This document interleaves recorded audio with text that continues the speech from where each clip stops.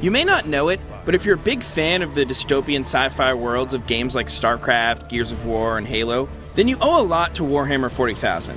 Launching back in the 1980s via Games Workshop, the Warhammer tabletop game formally introduced us to the big hulky space jockey with an itchy trigger finger and a big gun to shoot aliens in the face with.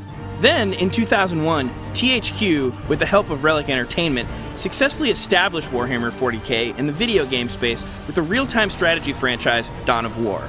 Fast forward to today, and they're now enlisting Relic to produce an entirely different kind of game.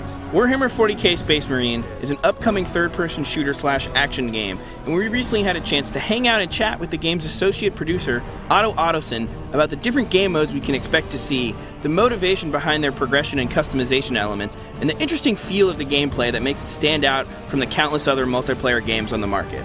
The Space Marine multiplayer has two game modes. One of them is Annihilation. It's very simple, basically be the team that kills the other team more faster to win. It's basically your team deathmatch experience.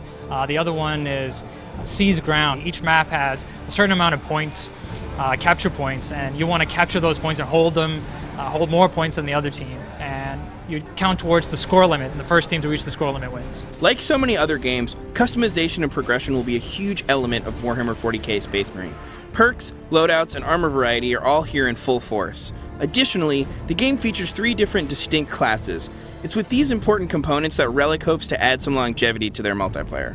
The Space Marine multiplayer is a class-based multiplayer. So you have 3 classes. You have the Tactical Marine, you have the Devastator, and you have the Assault Marine. It's basically your rifle guy, your heavy weapons guy, and your melee guy. And we have 2 types of progression. We have experience-based progression. And you get that for doing kills, assists, capturing points. You also get it for skill things like headshot or taking Assault Marine out of the air or something like that. And as you gain experience, you gain levels and you get those weapons, you get those classes, the customizer. But we also have challenges, so every weapon has a challenge to it, and you can achieve those challenges to get weapon perks, armor pieces so that you can customize with. The pacing of the matches feels something more akin to Unreal Tournament or Halo rather than Call of Duty.